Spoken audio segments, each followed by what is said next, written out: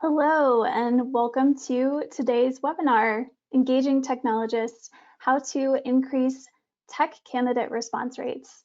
Thank you for joining us today. We are really glad you're here. I am Courtney Patterson, Senior Content Strategist with DICE, and I'm joined today by Ashley Conley, who is a Technical Recruiter at DICE. And I will more formally introduce her in just a moment. But before we get started, I just want to go over a few housekeeping items that we want to make sure that everyone is aware of. So first, we are recording this webinar, and we'll provide you with a recording of the webinar within 24 hours via email so that you can share it with your colleagues, or if for any reason you need to drop over the next 45 minutes, you'll be able to pick up where you left off. You can also find recordings of our previous webinars, including this webinar, which we'll add at the end of the week to our DICE YouTube channel. Second, we do have a series of slides that we are sharing that will accompany today's presentation. It has some great information that you can reference in the future. Also share with your team or your colleagues. And these slides are available for download if you use the handouts dropdown in your webinar control panel. I highly suggest downloading those before the end of the webinar today. That will be the easiest way to get your hands on these great slides today. At the end of the webinar, we will be answering some questions that you've submitted. So if you do have questions throughout the webinar, feel free to drop those into the questions drop down in your webinar control panel, and we'll get to as many as we can. Finally, after the webinar, you will receive an email with a short feedback survey. We use these responses to help us inform the content that we pick for future DICE webinars. So we really appreciate any feedback you're willing to give. We do read every comment that comes in. So we just want to make sure that this content is helpful to you and make each webinar better and better. So we appreciate you submitting that survey at the end of this webinar. All right. With all of those items covered, I'd like to introduce you today to our special guest, Ashley Conley. Ashley is from the Chicago area, and she has over 9 years of technical recruitment experience. Prior to working for DICE, Ashley supported teams at reputable recruitment agencies, recruiting for small, medium, and large Fortune 500 companies. Ashley, we're excited that you're here with us today. Thank you, Courtney. Thanks for having me. It's a pleasure. Of course. So before we dive in, here's just a quick look at our agenda for today. Today we are discussing tactics for engaging technologists in an ultra-competitive market. So the demand for tech talent is incredibly high right now. The need for technologists outnumbers the number of technologists that are actually, available. So first we're going to talk about pain points, what's not working anymore and why it's not working. And then we'll talk about how you can stand out, actually getting your messages open and read. And then we'll talk about some tactics for increasing those response rates.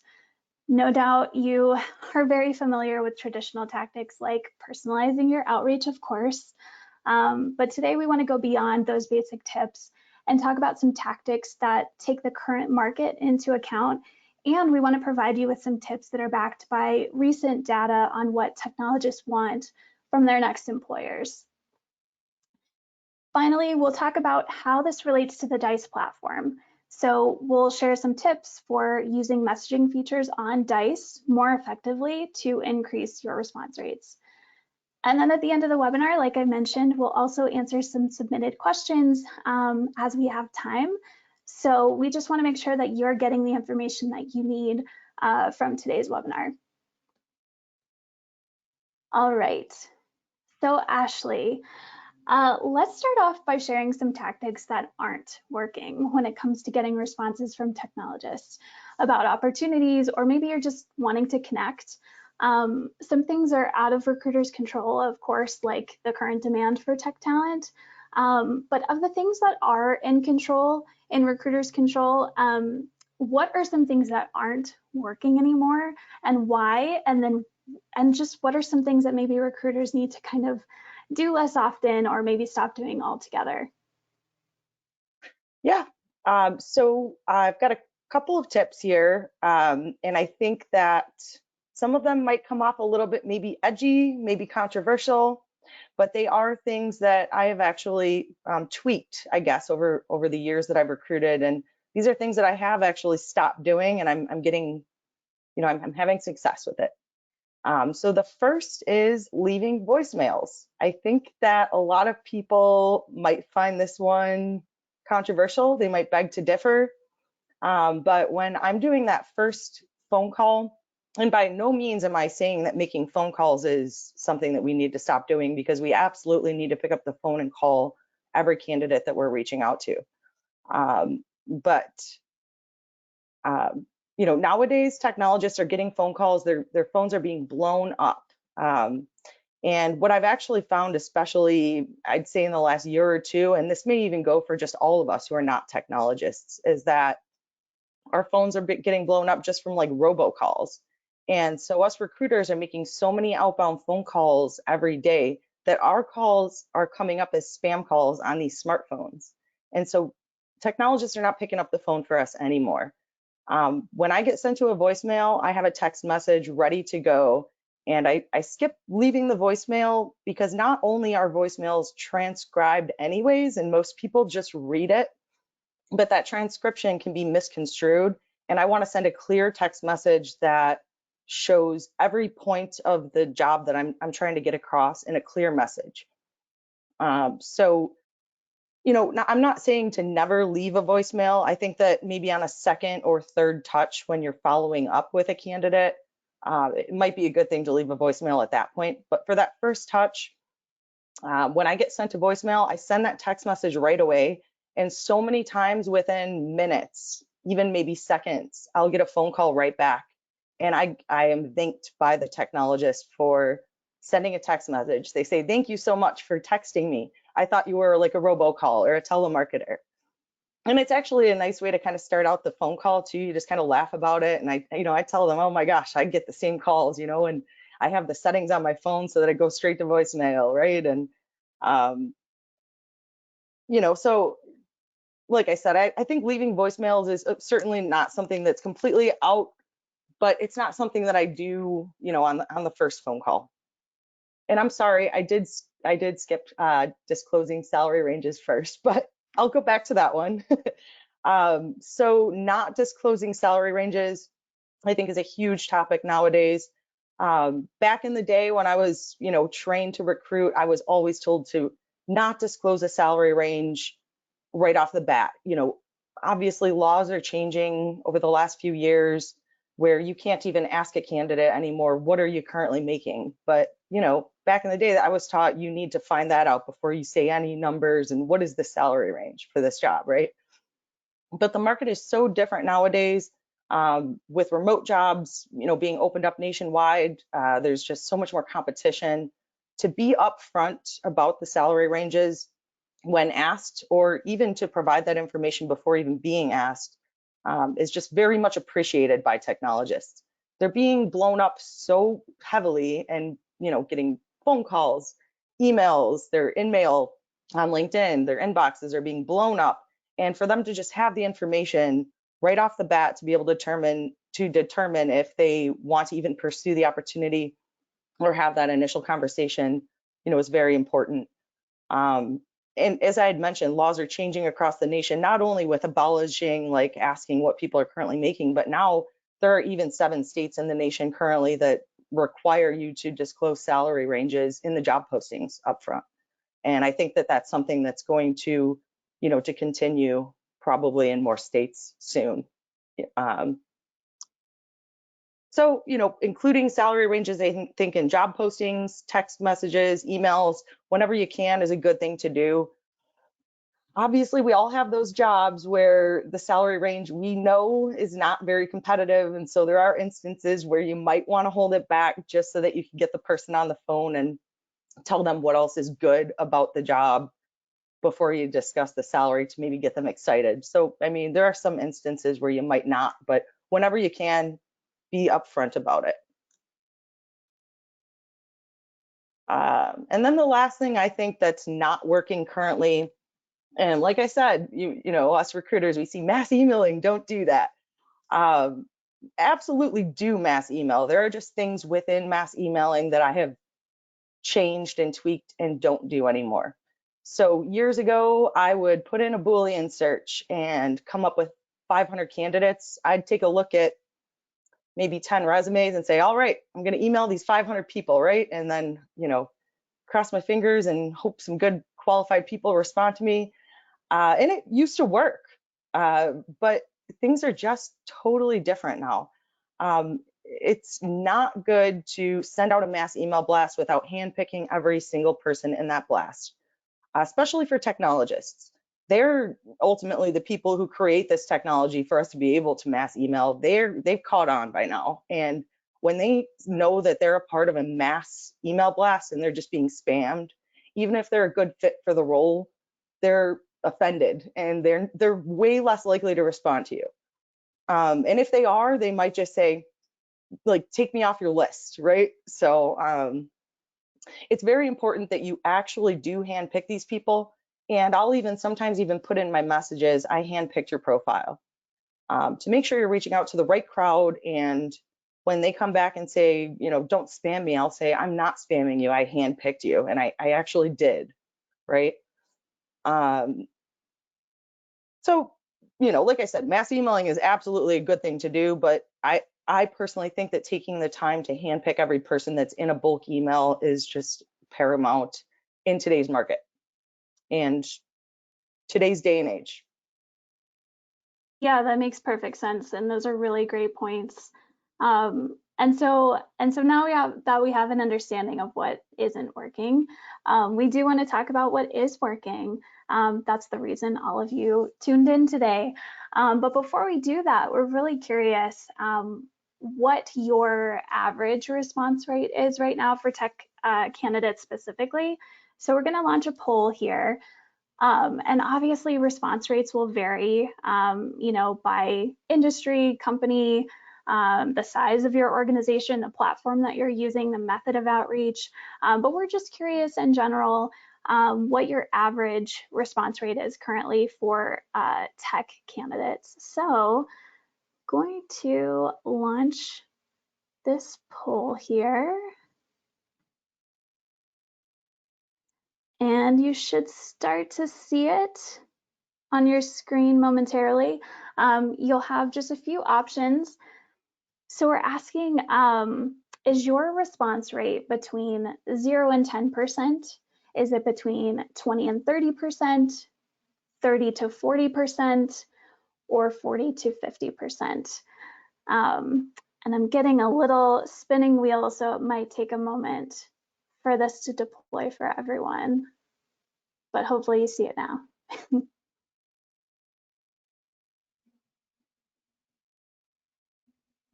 Yes, we're seeing some responses come in, so that is a good sign. I'll give everyone just about 30 seconds and then close the poll and share the results.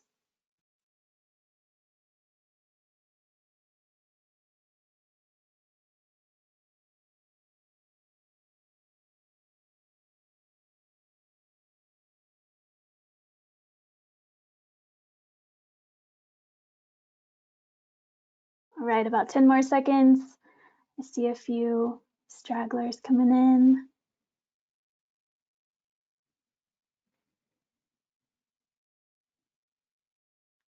All right, seems to have leveled out. So here are the results. 50% of you said 20 to 30%, which is pretty much in line with the overall average candidate response rate we're seeing right now. Of course, these ranges can vary, or these rates can vary between this range, obviously between the method that you're using, the organization size, But in general, we're seeing these response rates between 20 and 30% across industries. So this is pretty much in line with what we see too from a DICE perspective. So thank you everyone for participating. So now we want to talk about what is working. Let me get my screen back up for everyone. All right. So you are wanting to know how, sorry, I think my screen might not be showing. So you're wanting to know how recruiters increase their response rates in such a competitive market. Obviously, that's why you're here today. And the first key to success for getting your message opened, right, and getting it read. And to do that, you need to stand out from the crowd. And so technologists are getting, Ashley mentioned, plenty of messages on a daily basis throughout their work week about opportunities. So Ashley, can you share some tips with us that you have for fellow recruiters about standing out specifically in today's competitive market to technologists so that recruiters can get their messages actually opened and read? Yeah, so I think differentiating yourself as a recruiter, a big part of it, I think, is making sure that all of your profiles on whatever platforms it is that you're using are all up to date. So like on our DICE platform, there is an area where you can update your profile. You can add a picture, your contact information, all of that good stuff, and then as well as like your LinkedIn profile. Obviously, we do a lot of recruiting on LinkedIn, and when you reach out to somebody, they're obviously going to be inclined to click on your profile and check you out and see what your background is. And so I think it's very important for you to make sure that everything is detailed. If you can possibly ever get a recommendation for someone to write about you and your, something good that you've done, because really when we're working with candidates, they're customers of ours just as much as our actual customers are that we're recruiting for. And so if you've ever had a candidate that maybe you've worked with and they had a great experience, those are good things, I think, that differentiate you, because technologists are more inclined to work with and respond to a recruiter who has strong credentials. They can see that you've recruited for technology. What technologies have you recruited for? What people have you worked with? What did they have to say about you? And I think that that's an important thing. And time and time again, I've reached out to a technologist who, within minutes or hours, I can see that they looked at my LinkedIn profile, and I'm like, okay, they got my message, right? So, I can go ahead and it kind of prompts me or pings me to follow up with that person again, because I know that they got my message. So I think that's an important one. It gives you credibility and credentials, and makes them feel more inclined to work with you. Yeah, absolutely. And some of the details on this page might be worth screenshotting if you haven't downloaded the slides yet, but just making sure that you have a photo, it kind of brings that human element to things and puts a face to a name, so people know who you are, Ashley, when you're reaching out. Yeah. So yeah, all of these things are really important, and just making sure any information that you have the opportunity to put out there, you take advantage of that. Awesome.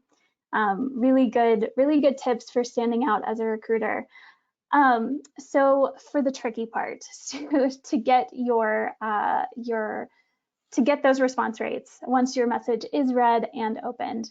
Ashley, you've shared with us what's not working for tech candidates. What is working for tech candidates right now? So how can recruiters increase their response rates from technologists in today's very competitive market? Yeah, so I obviously started out saying that I kind of leave off the voicemail, at least for the first touch. So text recruitment is huge. My response rates they go way up just by like shooting a text message. Just earlier this morning, I had, actually a phone call that I should have taken, but I have that spam filter on, like so many other technologists do.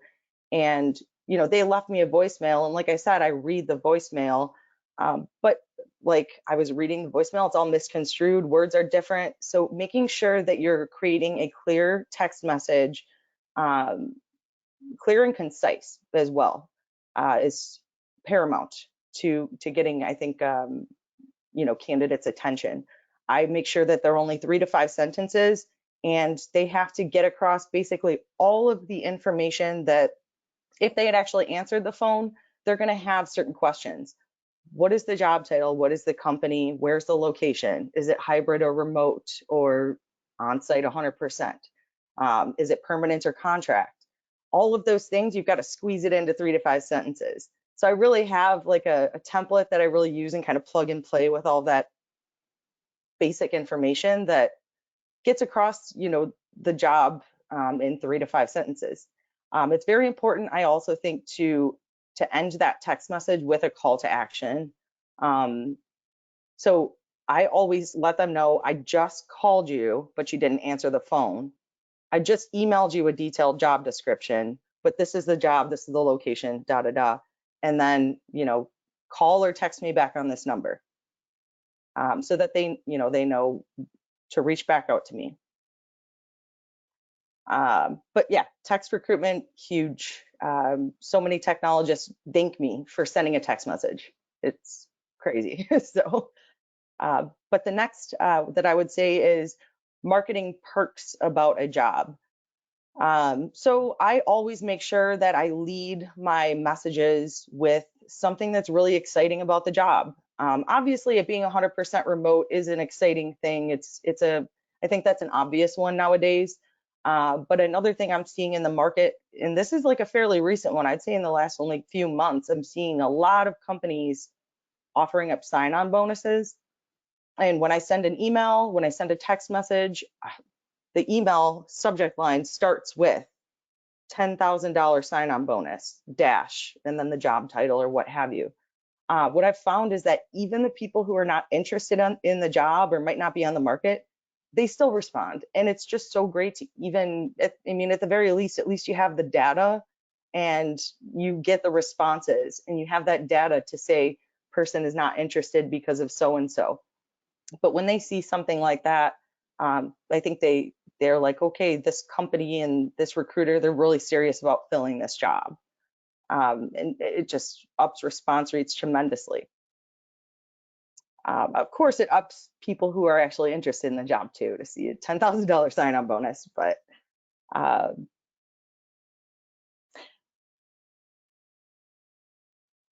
the next one I would say is branding and logos. So when I send out emails, text messages, I like to flaunt the company name. There are a ton of candidates out there who they see a job and the first thing they really want to look at is the company before they maybe even look at the job description. What is this company? What do they do? They'll look them up on Glassdoor or look for ratings and do research on the company. When I send out emails, I like to make them colorful. So I'll add pictures, logos. There are even some instances where some companies have like a really cool video that like flaunts the product they make or, something like that that makes it more intuitive, interactive, and really draws people in, I think. Not only, there are a lot of small to medium-sized companies, I think, that people have never heard of. And when you put a logo, at least it gives them some more credibility. And gives them something to recognize so they can Google the company or what have you and recognize them. But yeah, of course, job description should always include at least some type of small blurb about the company and what they do. Next, I would say the best times to reach out.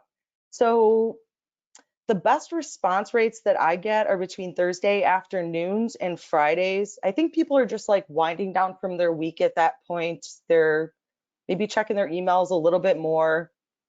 And I get better response rates at that time. Now, that's not to say that obviously we can't just make our phone calls and our outreach on Thursday afternoons and Fridays. So what I found to be a very good recruiting tactic is to make sure throughout the week as you're reaching out to people that you stay organized and keep your pipeline organized. Make sure that you know who you've reached out to. And if you haven't heard back from them by Thursday afternoon or Friday, that's a really good time to follow up with them. And I've found that I get really good response rates, at least doing a follow up at that time, like within that time frame. I get so many people getting back to me on Fridays. I think it's just people. I've even had some people who, I get them on the phone and they say, I had a really bad week and this opportunity actually caught my eye. And so that could be another factor that plays into it. But if you have some type of an automated tool available to you, that makes it a lot easier too, to like set up some type of a follow-up to ping those people that are in your pipeline on Thursday afternoons or Fridays.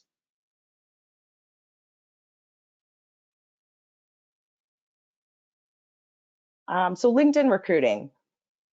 LinkedIn recruiting is something that I've had some struggles with myself, and I've got to be honest. And I've been looking for ways to improve my response rates on here. And it was actually somebody had like reached out to me on LinkedIn, sent me an email, but then they also sent me a connection request and put a little message in it. Because you can add a note when you're requesting a connection on LinkedIn. I never would have read that email if that person hadn't done that. And so I started doing it, and I'm getting better responses. If you just send an email to somebody on LinkedIn, their inbox is, like I said, the technologists are getting blown up. They have 20 to 50 to maybe 100 other emails. If you actually take that extra step to send them a connection request and put a little note in there, it kind of prompts them to look at your email. So that's helped a lot with response rates on LinkedIn recruiting.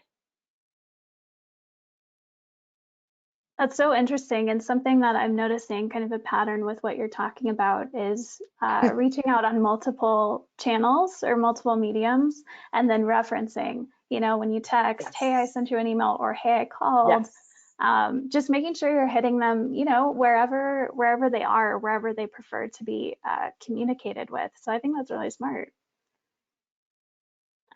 So thanks so much for sharing those tactics. Hopefully those are all really helpful to everyone listening in today. I'd like to take a moment to talk specifically about Dice and the Dice platform. So if you're new to Dice, we are a career marketplace connecting recruiters and employers with technologists. So recruiters and employers can post jobs that technologists can view and apply for on the spot. But beyond posting jobs, Dice also offers end-to-end tools that help you move through the process of posting a job to hiring. So Ashley, for those recruiters that are reaching out to technologists on Dice specifically, what additional tips do you have for them? Yeah, so a new feature that Dice rolled out recently in the last 3 months or so, give or take, is the time zone filter. Obviously, when we're reaching out to candidates, you want to make sure you're reaching out to the right people. With so many roles being remote nowadays, there's a lot of companies and employers who say, yes, the role's remote, but we're located in the Eastern Standard Time Zone. We don't want somebody in Pacific Standard Time Zone that has a 4-hour time difference like throughout the whole day. So this is a filter that has really helped me target the right people to reach out to. Obviously, you want to make sure you're reaching out to the right people to get a good response rate. And I'll include that in the job descriptions as well, that for this particular opportunity, we're targeting people within Eastern or Central Standard Time Zone. So that's one. Also on Dice, we have the social media feature. What I've noticed on Dice, there are a lot of technologists who will post their resume, but they don't like to include like their direct contact information, especially their phone numbers. As I've already mentioned, I think a number of times, these technologists, they get annoyed with getting like 50 to 100 phone calls, every day or two. I've had so many technologists tell me that. And so they sometimes they refrain from even putting their phone number on their resume at all, but they have their social media. on there. And, for you to take that extra step to actually look into their social media and reach out to them that way. I've gotten some good response rates that way. And I've also had people, who give me their phone number once I've contacted them from that various other channel and went and sought them out that way. And once I get them on the phone, they say, thank you, thank you for taking going the extra step to look me up. I don't like putting my phone number out there because, da da da. And so that's been a very good one. And then thirdly, the saved search alert is like an absolute must-have. That's you're always going to get a better response rate from candidates who are just freshly posted their resume and they just had their final interview yesterday, right? So having that saved search alert is key, because you're seeing new profiles. You actually get an email alert and you see the new profiles as they're coming in on a daily basis. And you can set it to weekly if you'd like, but I'd highly recommend setting it to daily, because as you know, even a week, can make a big difference in today's market in terms of a candidate's availability. So.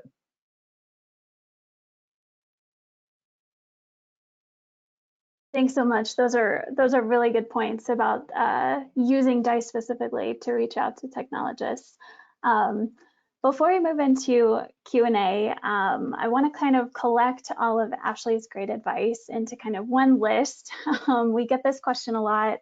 What information do I lead with when reaching out to technologists? And we thought it would be helpful to just have a list of 4 things that we would recommend including in your outreach to technologists specifically.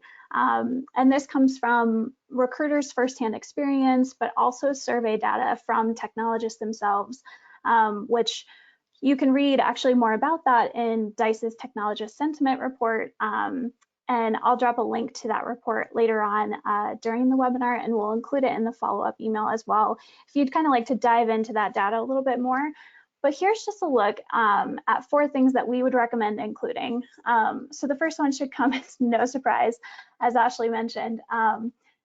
Technologists, even more so than other professionals, and even before the pandemic, they're more interested in working remotely, at least part of their week. So in our latest Technologist Sentiment Survey, we found that nearly 60% of technologists surveyed prefer fully remote or hybrid work environments. So I will take a second to mention that, clearly there's still a good portion of technologists who are still interested in working on site in an office environment 5 days a week. So for those of you who are reaching out about on-site positions, it could be worth leading with that information as well. It could catch the attention of those technologists who are looking for opportunities that are not remote.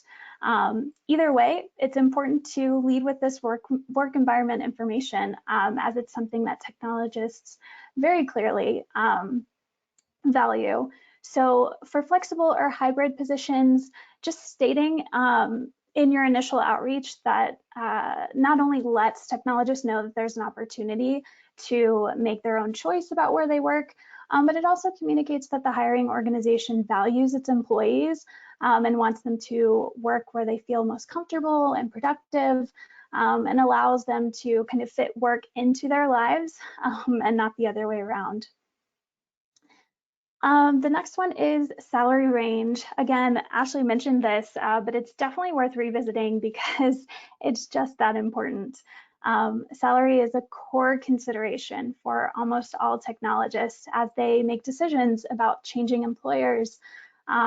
Technologists just want to know if a position is worth engaging with you about. If you're upfront about the salary range being offered, not only will technologists appreciate knowing that the opportunity fits kind of within their desired salary range, but that you, the recruiter, and the hiring organization are upfront and direct about what you're looking for and what you can offer.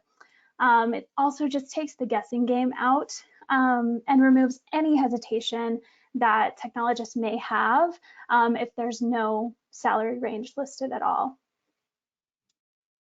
The third piece of information is job details. So especially for technologists, giving them a detailed snapshot of what the role will be can really increase the likelihood that they will click on the job description, include it in your outreach, or even reply to learn more.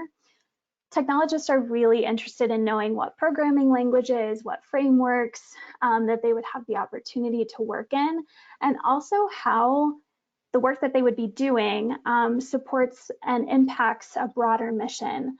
So an example might be if you're in the finance industry and you're working on maybe a mobile app that makes banking and financing options more accessible and inclusive to everyone, you could really use that information and those job details to catch the attention of a technologist who values the impact that they bring to an organization more so than maybe the salary.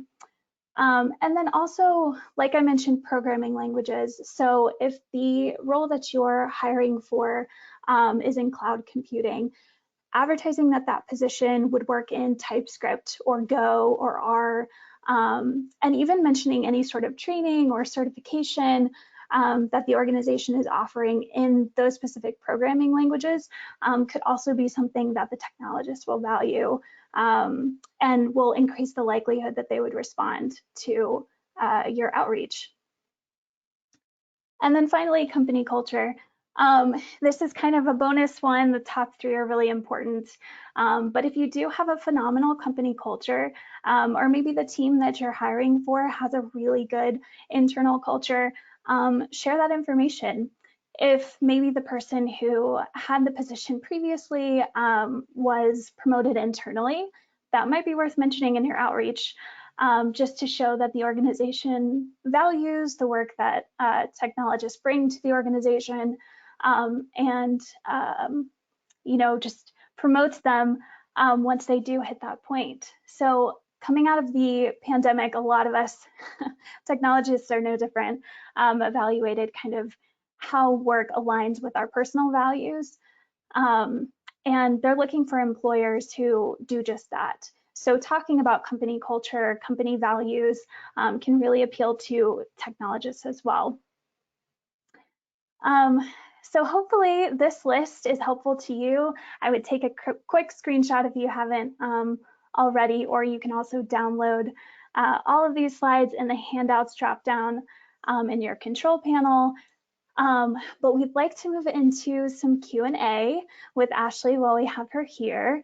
With the time that we do have remaining, it looks like we have just about 6 or 7 minutes. So we'll try to get to a few questions here, Ashley. I'm going to pull up this first question for you.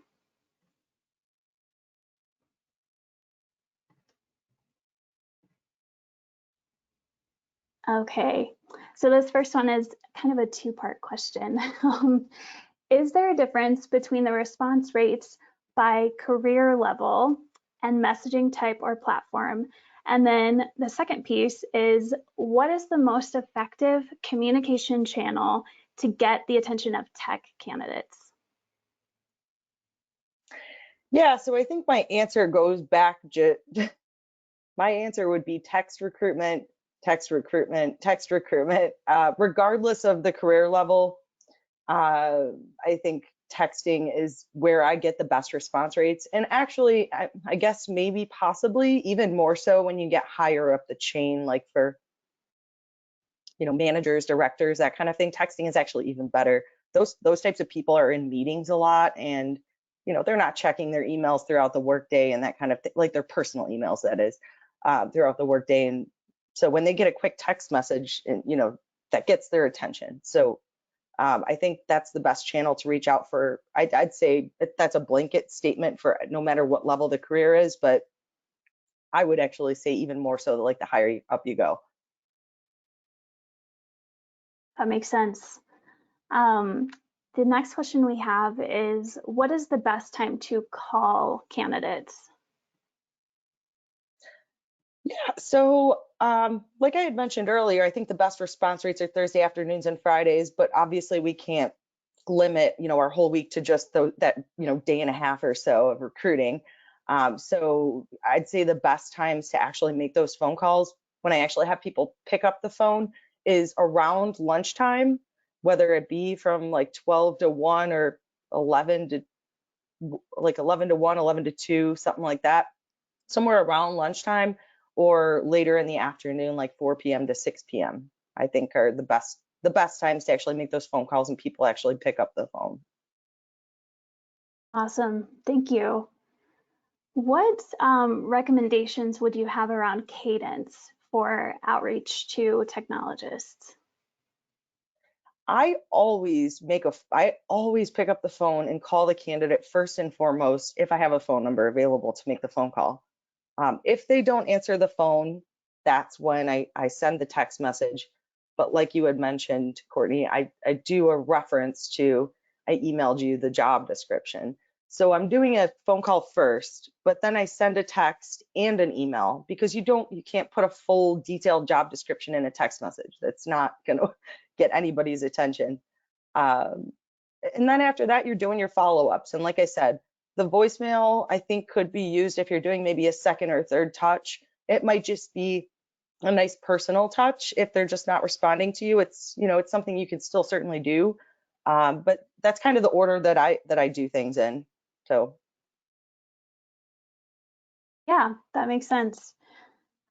Is there a length for the messaging and email outreach that you do that's kind of ideal that you've found for tech candidates? I think it depends on which messaging you're doing. Like I said, a text message should be very short and concise. It should just grab the candidate's attention.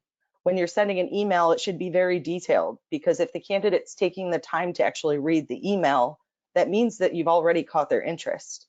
And so you need to provide that full detail so they can see it and decide if they, want to move forward, have that first initial conversation. So I think like the lengths of messages depend on where you're at in your outreach with that candidate. The first time you're reaching out to a candidate, whether it be text message or a LinkedIn email, what have you, it should be short and concise and just an attention grabber. State all of the facts that they would initially ask if you had gotten them on the phone. And then after that, you provide more detail. Makes perfect sense. The next question deals with LinkedIn. So outside of LinkedIn Recruiter, what other avenues would you recommend for candidate outreach? So Dice also actually has an instant messaging feature. It's certainly something that you should always try, you know, uh, absolutely.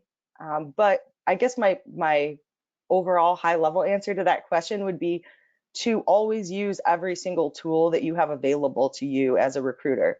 And that may vary across different organizations, but I actually keep a checklist of every tool that I have available to me. And I check the box as I go for, each position I'm working on to make sure I've hit every single tool. I've had previous managers in the past who always told me like never leave a stone unturned, right? So Yeah, so smart. yes.